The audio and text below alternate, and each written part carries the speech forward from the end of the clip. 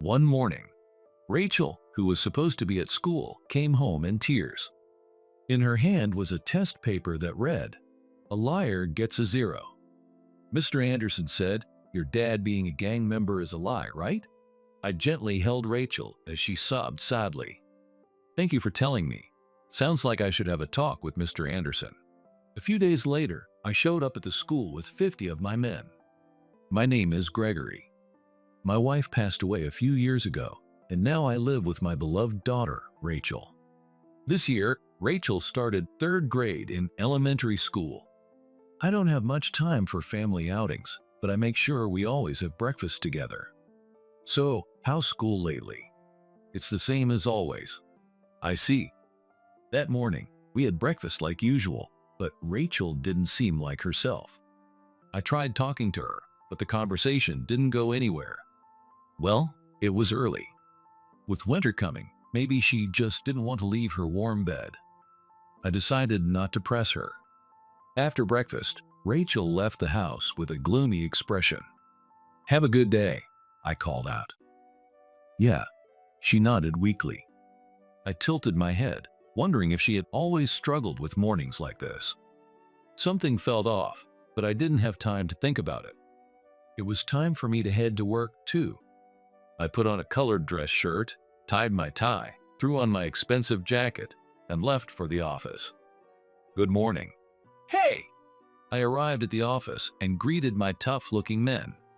They all bowed one after the other, so I casually raised my hand to acknowledge everyone after the first. I took my seat in the back of the office and reached into my jacket pocket. But what I was looking for wasn't there. What? Damn, I left my phone at home. I had been so distracted by Rachel that morning that I neglected my own prep. When I was younger, it wouldn't have been a big deal, but nowadays I can't work without a phone. Even internal communication in the organization runs through phones. Sighing, I got up from my seat. "I'm stepping out for a bit. I'll be back soon." While I'm gone, put together yesterday's report and today's documents. "Yes, sir." When I returned home, which was within walking distance, I found the front door unlocked. I'm always careful about locking up. That was odd. I stepped in cautiously. And there, in the living room, was Rachel, who was supposed to be at school. "Rachel, what are you doing here?" Dad." Rachel looked surprised too, but quickly turned her gaze away. "What happened to school? It should have already started by now." It's fine. Don't worry about it." "No, it's not fine. I won't know what's going on unless you tell me." "Did something happen?" "It's fine. Just drop it." "Hey, wait." Without giving any real explanation, Rachel ran off to her room. It was obvious something had happened, but pressing her now wouldn't help. So, I decided to call the school. Using the phone left in the living room, I called the school. A woman named Ms. Thompson, the vice principal, answered. I didn't know the school hierarchy well, but I figured I'd get more details from Rachel's teacher than the vice principal. I explained that I was Rachel's father and asked to speak with Mr. Anderson. After a moment, a young man came on the line and introduced himself as Eric Anderson. He seemed annoyed, probably because he was pulled out of class. I could hear the irritation in his voice. "Gregory, what can I do for you?" "It's about Rachel. Did she come to school today?" "No, she wasn't here during roll call, and she hasn't shown up to any classes either. In fact, not just today, she's been absent for a while now." "What? For a while? You mean Rachel hasn't been coming to school at all?" "I wasn't told anything." "Why didn't you contact me? Are you trying to blame the school for your lack of communication with your daughter? It's the parents' responsibility to supervise. Maybe the reason she stopped coming lies at home." "What do you mean by that?" I tried to push for an answer, but Mr. Anderson just said, "There's nothing more I can say," and handed the phone back to Ms. Thompson. Flustered, she apologized, saying, "I am truly sorry." But apologizing wasn't going to fix anything. I asked Ms. Thompson to look into Mr. Anderson's behavior and ended the call. I was furious at Mr. Anderson's attitude, but thinking about it calmly, maybe he wasn't entirely wrong. If I had paid more attention, Maybe I would have noticed something was wrong with Rachel sooner. Maybe I hadn't communicated with her as well as I should have. But even when I asked her, she wouldn't talk. And the school was no help. Not knowing what else to do, I called my mother. Yes, what is it? Another parenting crisis. Yeah, something like that. Every time you call, it's the same story. Bring me some good news for once, would you? Sorry! Ever since I lost my wife, I had no one to turn to for parenting advice, so I had swallowed my pride and started calling my mom. Raising a daughter on my own has been harder than I ever imagined. Sometimes I think risking my life at work is 100 times easier. Maybe sensing how I felt, my mother had become more open about giving me advice. So, what happened this time? Well, it turns out Rachel hasn't been going to school for a while. I always saw her off in the mornings, but it seems she was coming home after I left. Oh dear. She won't tell me what's going on, and when I called the school, they basically said, maybe it's a problem at home. What's a parent supposed to do in a situation like this? Well, maybe something happened at school. I've heard that even among children these days, there can be complicated social issues. It's hard, but the most important thing is how Rachel feels. How Rachel feels. That's right. If she's running away from school, then you need to be the one place she can run to. Don't scold her without knowing the reason. If she doesn't want to talk, then let her be silent. Accept her with open arms. No matter what, you need to be on Rachel's side. My mother's words, coming from the woman who never gave up on raising a delinquent like me, carried real weight. She was right. I couldn't afford to be shaken. I had to make sure Rachel saw home as a safe place, a place she could truly feel at ease. Yeah, you're right. I'm still figuring things out, but I'll think of whatever I can do for Rachel. For Rachel's sake, I'll do anything I can to help. Just take care of yourself too, okay? Yeah, thanks. I tapped my phone and ended the call. Come to think of it, I'd been so wrapped up in work that I always put myself and my family second. Even when I got married, I was already at an age where people said I'd miss the window. Back when my wife was alive, I depended on her for almost everything, from parenting to housework. After she passed, I threw myself into work to make sure Rachel never lacked financially. But I didn't have many memories of just sitting down and talking with her, or playing with her. No wonder people said I lacked communication. I had to start by being more present for Rachel. With that decision made, I rushed back to the office to finish work early and make time for family. I managed to wrap up work and get home before sunset. I stood a bit nervously in front of Rachel's room. I'm home. Hey Rachel, how about we go out for dinner tonight? The closed door cracked open, and Rachel peeked out. Really? Yeah, let's skip my lousy cooking for once and go have something tasty outside. Is that okay? You used to say going out was dangerous. Yeah, I know, but it's not like it used to be, and no matter what happens, I'll protect you. You don't have to worry. Let's go. Rachel came out with her eyes sparkling. She clung tightly to my leg. Given the nature of my work, taking my family out in public had always been a risk. Back then, the neighborhood wasn't exactly safe either, so going out together was out of the question. But now, the streets were calmer, and I could stay right by her side, so there was no problem. She's my one and only daughter. I'd give my life to protect her. With that strong conviction, I took Rachel out to eat for the first time in years. During dinner, I didn't mention school once. Of course I was concerned, but I figured if I brought it up, it would cloud her face again. And for the first time in a long while, Rachel laughed, truly laughed. It was hard to believe how down she'd seemed earlier that day. She smiled brightly, chatted excitedly, and ate with such delight. Yes. Rachel had always been a smart, cheerful girl. So for her to look that withdrawn, it really wasn't normal. And the fact that I hadn't noticed it sooner just showed how immature I still was as a parent. It was the communication gap, just like they said. Sorry for being such a lousy dad. Huh? What'd you say? Oh, nothing. Is it good? Yeah. At least for now, Her spirits seemed lifted. I didn't know what tomorrow would bring, but for the moment, all I could do was stay close and keep watch. After dinner, and all the way until bedtime, Rachel kept smiling. I just hoped that smile wouldn't fade. The next morning, it was a complete contrast to the day before. I watched Rachel leave the house looking energetic. With her school bag on and her cap in place, she definitely looked like she was heading to school. But until yesterday, she had only pretended and come back home afterward. There was no guarantee today would be different. I didn't think she had to force herself to go, but not knowing the reason behind it still worried me. To make sure I didn't miss a single sign, I decided to work from home that day and wait for her. I'd already given instructions to my men yesterday to keep things running without me at the office. I laid my phone and paperwork out on the table in the living room and got to work. As I was drafting a report for my boss, I suddenly heard the front door unlock. The sound of the latch turning. My phone screen read 9:15 a.m. About 30 minutes into the first period. Feeling a sense of dread, I rushed to the entryway, and there was Rachel, looking like she was about to burst into tears. "Rachel." "Ah, Dad." The moment she saw my face, she finally broke down crying.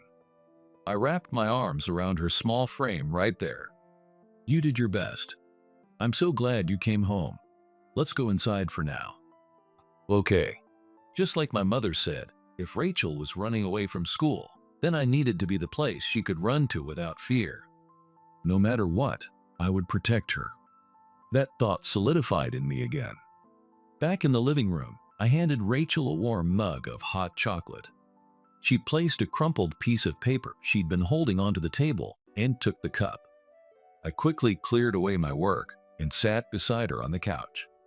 Sipping the hot chocolate slowly to cool it down, Rachel gradually seemed to settle down.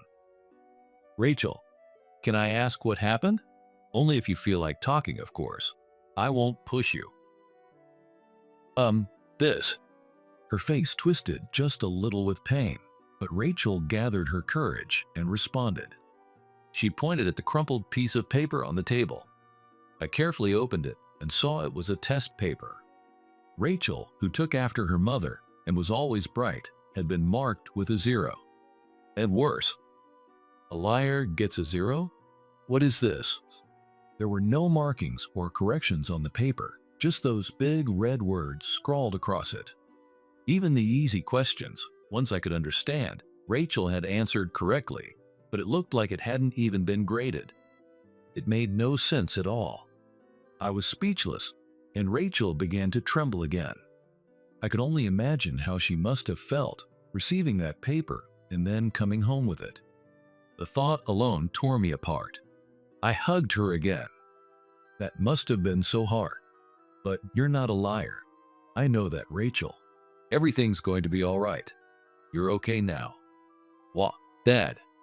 10 minutes later, once her tears had settled, Rachel began to quietly share what had been happening.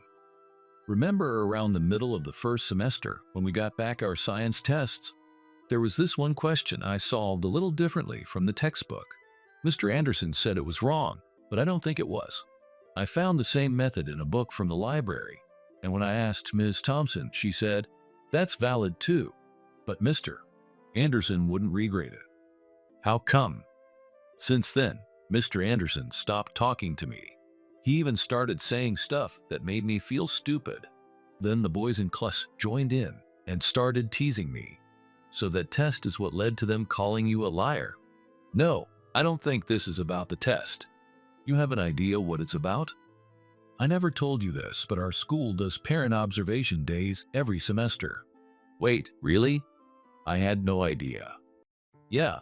I figured that since you try not to scare people around you, you probably didn't want to come to parent observation days. So I didn't tell you. I'm sorry." "No, it's fine. But what does that have to do with you being called a liar?" "When Mr. Anderson asked why you never came to parent observation days, I told him, because my dad is a gang member." I had no words. My job is being part of an organized crime group, which people call a gang. I was a delinquent kid with a bad attitude, lousy grades, and no interest in a normal job. It was through a certain connection that I met Mr. Keller, the boss who took me in and led me down this path. While doing work for the organization, both my senior and Mr. Keller constantly drilled into me, "Don't bother civilians. Don't make your parents cry." Thanks to them, I think I've developed at least a bit of a decent sense of humanity. Still, to regular folks, I probably look intimidating. I've got large tattoos, a build that a suit can't hide, and even a few scars on my face. So I try to avoid school events because I didn't want to scare the staff or parents. But I never imagined that my absence would end up taking away Rachel's smile. Mr. Anderson said, "That can't be true. Your dad being a gang member is a lie. He's probably just too embarrassed to come because he's a low-life idiot. He didn't even listen to me and started calling me a liar in front of everyone." I see. I gently patted Rachel's head as she quietly sipped her hot chocolate. I was glad she told me. Rachel hadn't done anything wrong. There really was an issue with that test, and it's true I'd been keeping my distance to avoid making people uncomfortable because of who I am. But Mr. Anderson had refused to acknowledge any of that. Even during our phone call, he'd come off arrogant. Maybe he's got too much pride. It felt like he looked down on Rachel just because she was a kid. Pathetic. "Rachel, thank you for telling me. Sounds like I should really have a word with Mr. Anderson." "Really? But don't you hate going to school?" "Well, it doesn't feel right never showing my face, especially when they're the ones taking care of you." "You said a parent observation day happens every semester, right?" "When's the one for this semester?" Next week." "Perfect. I'll confront him." "No, I mean I'll go and say hello properly." "Okay. If you don't feel like going to school, you don't have to." "Don't push yourself." "Nope. If you're going, then I'm coming with you. Let's confront together." "You're just going to school. Don't go picking up weird words." "That one's on me." "Okay." Her expression lit up. It was a relief to see, but my real challenge was just beginning. In my own way, I would protect Rachel. With that, I contacted the office and let them know I had an unexpected confrontation scheduled for the following week. 1 week later, the parent observation day had arrived. I stopped by the office briefly, then headed to the school on foot. I wore a muted, professional-looking suit, one that wouldn't draw attention, but still passed for a civilian outfit. I stood at the entrance of the office building. Surrounding me were my stern-faced men. There were around 50 of them. "Sorry, Gregory. It was short notice, so this is all we could round up." "No, this is more than enough. Any more, and we'd be drawing too much attention." "All right, let's move." "Yes, sir." I led the way confidently, with the others falling in line behind me.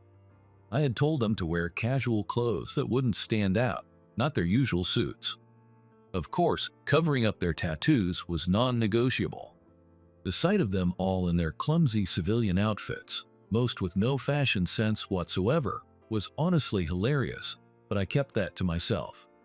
And so, we arrived at Rachel's elementary school. Rachel should already be in class by now. I had to hold my head high for her sake, to make sure her efforts today wouldn't be wasted. We passed through the school gate in the yard, heading for the building, when a woman suddenly came rushing out to stop us. "Who are you people? Sorry to alarm you. I'm Gregory, the father of Rachel in Class 3-1. "Oh, you're the one who called about Rachel last week, right? Ah, so you remember. I was the one who transferred the call that day. Then you must be Miss Thompson. I'm terribly sorry for all the trouble. I'm here today to speak directly with Rachel's homeroom teacher, Mr. Anderson, I believe. Would you mind letting him know?" "Mr. Anderson, yes. Understood. He's still in class at the moment, so there may be a bit of a wait. Would you mind waiting in the reception room?" "Of course. Thank you." "Certainly. But the gentlemen behind you, are they also guardians of students?" "Nah, don't worry. They'll wait outside. I'll go in alone." "All right, you guys know the drill. Don't cause trouble and don't scare the civilians." "Yes, sir." Leaving my men outside, I followed a clearly nervous Miss Thompson into the school and was shown into the reception room. She even offered me tea before saying, "I'll go get Mr. Anderson right away," and left. I sat down on the guest sofa, sipping the tea as I waited for the man to arrive. A few minutes later, the chime rang through the speaker in the corner. Class must have just ended. Soon after, there was a knock at the door. I gave a short reply, and a young man, probably still in his 20s, entered with an arrogant swagger. He slumped into the sofa across from me and let out an exaggerated sigh. "I'm Eric, the homeroom teacher for Class 3-1. Nice to meet you. I'm Gregory, Rachel's father. Pleased to make your acquaintance." "Ah, so you're the rumored gang member." With a sneer, Mr. Anderson practically mocked me. Just imagining him speaking to Rachel the same way made my blood boil. But I kept my cool and responded calmly. "Do you remember a few months back when Rachel asked you about her test answers? I understand she pointed out what she believed was a grading error." That might have happened, but I don't really remember. I mean, I don't make grading mistakes. Teachers are human too. Mistakes happen. What makes you so sure you're infallible?" "Well, I graduated from Tokyo University. Unlike common folks who keep making mistakes, I'm on a whole different level.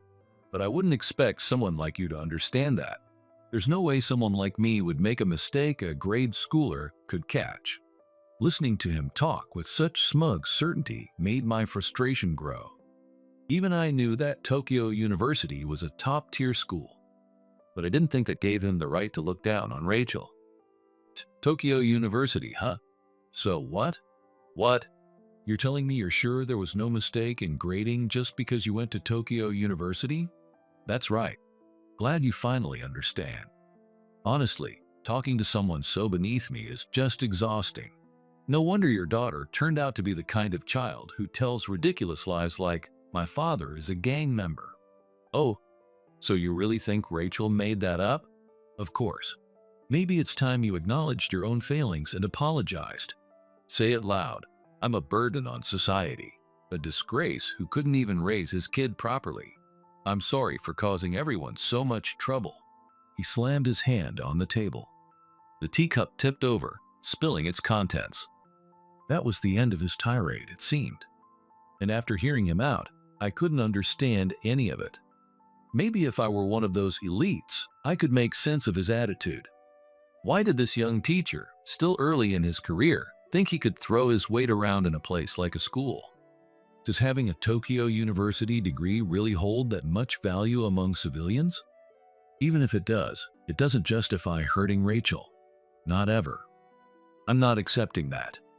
There's no way I'm letting a guy like this be responsible for my daughter, Rachel. Just as I was about to unleash my anger, the door to the reception room swung open without so much as a knock. "Excuse me. Forgive the interruption, but I couldn't help overhearing your conversation.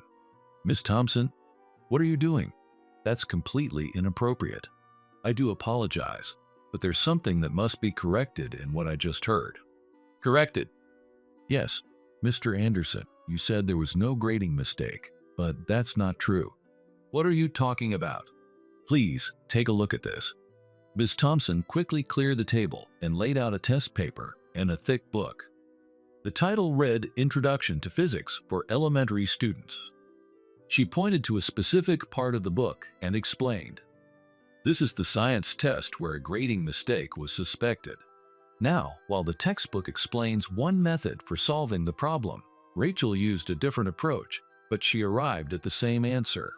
This book, written by a prominent physicist and graduate of Tokyo University, outlines that exact method. I believe Rachel, being an avid reader and a bright student, must have come across it in her studies. That's absurd. Mr. Anderson stared at the test paper and the book, comparing them intently. While he was distracted, Miss Thompson turned to me and bowed deeply. "Gregory, I must apologize. I was unable to correct Mr. Anderson's conduct. He is, in fact, the son of the school's board chairman. While there hasn't been direct pressure from the chairman himself, it's difficult for us to openly go against Mr. Anderson." "Ah, I see. So that's what's been going on. So Mr. Anderson hadn't been acting out just because he went to Tokyo University, but because he was also the chairman's son." Having both academic prestige and parental influence? Yeah, that could make someone feel untouchable. And if no one around him could challenge him, it would only get worse.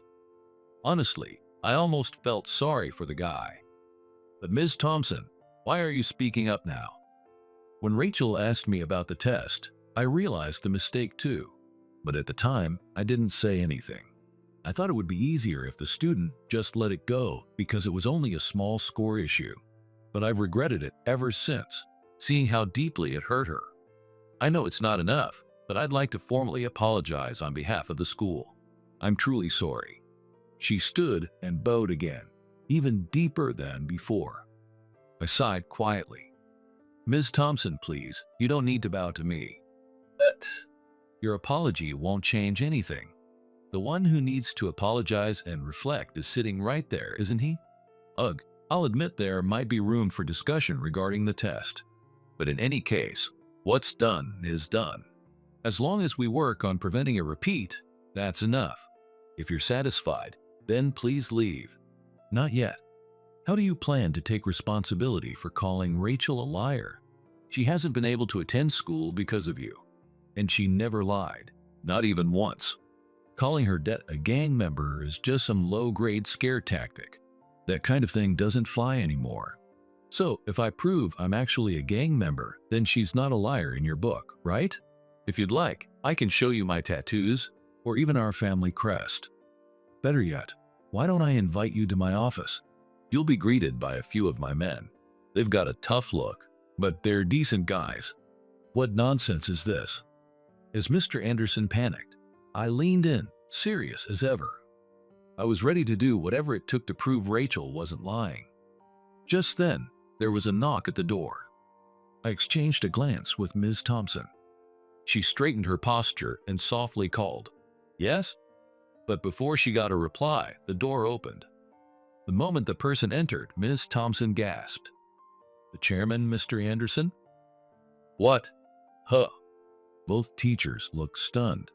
I just blinked, unsure how to react. The chairman was the highest authority in the school? He was even above the vice principal or the principal. It should be someone from the founding family, or a major sponsor, or a figure of immense influence, something like that. But what on earth was someone like that doing here? While we stood frozen, Mr. Anderson pushed his son aside and took a seat directly across from me. "Good afternoon. I'm Kenneth, the chairman of this elementary school. Nice to meet you. I'm Gregory, father of Rachel from class 3-1. I know, it's been a while, Gregory." My brow furrowed without thinking. Been a while? What does that mean? I'm pretty sure I've never met a heavy-set, middle-aged guy like this before. He introduced himself as Kenneth. Do I know anyone by that name? Kenneth. As I was deep in thought, Mr. Anderson let out a snort and laughed through his nose. Of course you don't remember. Who remembers the face of a middle school classmate anyway? Middle school classmate. Yes, we were in class 3-5 at a middle school. Our homeroom teacher was Mr. Morris. Though you skipped school for about half the year. Didn't even show up in the group photo. Now that you mention it, I did go to that school, that class. I do remember the teacher's name, and yeah, I skipped a lot. Finally starting to remember? I can't recall the names or faces of classmates, but I guess it's true we were in the same class. What? Dad, you and Gregory were classmates. Mr. Anderson looked more shocked than anyone. Even Miss Thompson stood blinking beside him. Honestly, I wasn't sure what to make of it myself. Mr. Anderson, who claimed to be my former classmate, shot a sharp glance at his son sitting beside him, then turned back to face me. I've been briefed on the situation. It seems my foolish son has called one of his own students a liar. He even encouraged the class to mock her. I truly apologize. Ow. With that, Mr. Anderson bowed his head. He placed one hand firmly on Eric's head, who was sitting next to him, and forced him to bow as well. But Eric wasn't done, and he tried to fight back. Wait, hold on, Dad. Mr. Anderson, you believe him over me? He's a gang member, for crying out loud. He is, yes. Gregory is a legitimate gang member, a senior member of a large organization that oversees this entire region. In fact, he even has his own group now. What? Oh, you know quite a bit about me. Am I that famous? Ha, you really don't remember anything, do you? Don't you remember getting into a fight to help me when some thugs picked on me back in middle school? Did I? I fought so many back then, I can't remember which was which. But yeah, now that I think about it, beating up those punks was what got me started on this path. I kept getting targeted by delinquents after that and beat every one of them. Eventually, I got recruited. Maybe you were there that day, huh? That was you? More or less, but I guess you've completely forgotten about me. Even at the many class reunions, people talk about you. They say, he's a gang member who never harms civilians. Back then, I skipped school whenever I felt like it and never turned down a fight. School was boring, and I had nothing better to do. I didn't know how to deal with the strength I had. Whether they were students or adults, I fought everyone. Eventually, a real gang member took notice, Mr. Keller, the boss, who said, "I'll teach you how to use that strength," and brought me into his organization. Under him, I learned about honor, respect, and restraint. Never show off your strength, never harm civilians, never make your parents cry. Those teachings still live in me. By the time I finished middle school, I'd stopped picking fights unnecessarily. I'd learned better ways to protect the things I cared about. I didn't go to high school. Instead, I stayed by Mr. Keller's side, and here I am today. Well, whether you remember or not, Gregory isn't the kind of man who lies or accuses others without reason. He may be rough around the edges, but he stands up for those in need. At the very least, he'd never use his background or title to belittle someone else. Listening to all this, Eric looked frustrated. Here was my old classmate, now the chairman of a major school dedicated to raising the next generation. And me? I'm still the same no-good guy I've always been. Still, if nothing else, I want to be the kind of man my wife and Rachel can be proud of. I looked once more at Eric. So, there's no more reason to call Rachel a liar, is there? Yes, I can personally vouch that he's a gang member. Of course, neither I nor this school have any connection to organized crime. I haven't seen Gregory in decades. So, do you have something to say? I'm truly sorry. That doesn't sound like enough. Rachel was not lying. And the issue with the test, it was a grading error on my part. I deeply apologize. Let me also offer my apologies. Gregory, I'm truly sorry your precious daughter had to go through this. We are terribly sorry. The three of them bowed in unison. This time, I wanted to believe it came from genuine remorse. Please, raise your heads. I don't need any more apologies. I wasn't the one who got hurt here. Yes, Eric, go to the classroom immediately and apologize to Rachel in front of the students and parents. Ms. Thompson, can I ask you to supervise? Of course. Thank you. And another thing, the plan to have you succeed me as the next chairman? That's off the table. I can't entrust the future to someone who would willingly harm students. We'll appoint someone more suitable. What? Please wait, Mr. Anderson. That has nothing to do with. You think this is a separate matter? Good grief. When did you become such a twisted person? As a father, I'm ashamed. Kenneth, if you'd like, I can take him off your hands. Straightening out punks like him is one of my specialties. What? You mean at your gang office? No way. I'd love to take you up on that, but just don't make it obvious. If people start suspecting a connection between a school and a gang organization, it could seriously damage our reputation. These days, even a rumor is enough to destroy us. I get it. Don't worry. Not every job in the organization is about sitting behind a desk. I've got plenty of ways to keep it low-key. You'll see. Is that so? In that case, I'll trust you. If he becomes a decent human being, he can come back. No. All right. Once you've got your mind and body ready, get in touch. Don't even think about running away, Eric. Please no. After that, Eric was practically dragged out by Ms. Thompson. It probably wouldn't be long before the school cut ties with him, too. I handed my office contact info to the chairman, Mr. Anderson, and took my leave. It wouldn't be good for someone with his public standing to have ties to a gang member like me. Just in case, I gave him my number, but didn't take his in return. As I stepped out of the school building, a few of my men rushed over. They were out of breath, holding full trash bags and wearing towels around their necks. "Gregory, welcome back. Thank you for your hard work." "Idiot. I wasn't locked up. Everything's done here. How about your side?" "Yes, sir, we showed the civilians a thing or two." While I'd been inside handling things, I had my men assigned to tasks around the school. Their wording was rough, but they'd done solid work.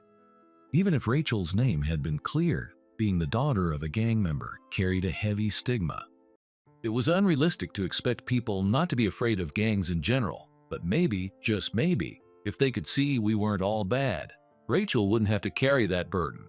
That's why I'd ordered my men to help clean up and beautify the school. They were involved in tasks like landscaping the yard, pulling weeds from the flower beds, fixing up the playground, and picking up litter around the area. All 50 of them had been given clear roles and worked in harmony to serve the community. If people could recognize our faces and associate us with kindness instead of fear, maybe Rachel wouldn't be made to feel ashamed. If it's to protect Rachel's smile, I'll do anything. "All right, everyone, we're heading back to the office. Pick up trash along the way. Hand me gloves and a bag too." "Yes, sir." I didn't make it to the parent observation day itself, but I'd say we accomplished a lot. That evening, Rachel came home around sunset. Apparently, she'd walked back chatting happily with her friends. After we left, Eric went to class 3-1 and offered a public explanation and apology. Under Miss Thompson's watch, he bowed deeply and acknowledged both the grading error and his poor behavior. Rachel told me herself. And the kids who used to tease me with him apologized too. They said, "We're sorry for being so mean." "Did you forgive them?" "Yeah," I told them. "Just promise you'll never do it to me or anyone else again. We can't be causing trouble for civilians after all." "Stop using weird words like that, though I guess it's kind of my fault.